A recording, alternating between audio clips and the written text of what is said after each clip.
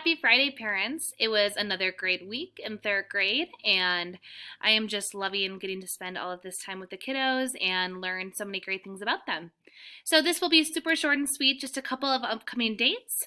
Tuesday will be our first spelling test, so keep working on the sort at home, and please reach out if you have any questions about their spelling words or lists. Also, on September 7th will be our first day without school because of Labor Day. And so get those dates on your calendar. A couple other just little housekeeping things. Because the water fountains are closed right now, if you would like to donate a case of water to the classroom for kiddos who forget to bring water bottles, that would be much appreciated. And it can also go towards your volunteer hours. And also, if you are unable to be at Parent Information Night, I added the PowerPoint into our Friday email. And also, I am offering anybody to send me a quick email and sign up for a 10-minute meet and greet on Zoom if you're interested in talking and just getting to know each other a little bit more if you feel that you are unable to do that at Parent Information Night. And so feel free to shoot me an email if you're interested in that. So other than that, be watching. I did upload a few grades for this week. They are trucking along and doing a great job.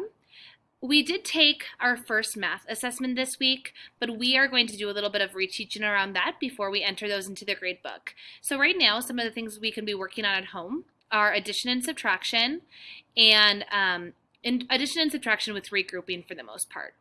Another skill that we are seeming to struggle with just a little bit is rounding to the nearest 10 and nearest 100. So those are great things to work on at home.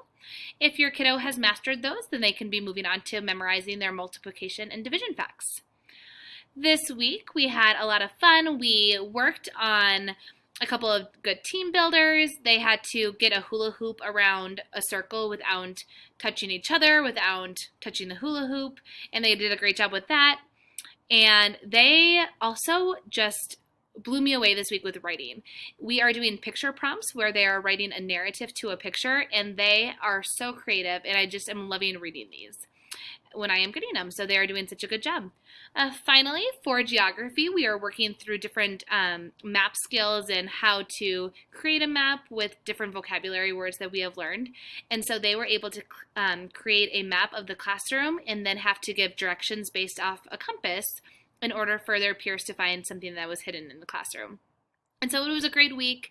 They had a lot of fun. I can definitely tell that by this afternoon they were tired and will hopefully sleep well this weekend. And I hope that you guys enjoy, and I will see you shortly, and have a great weekend.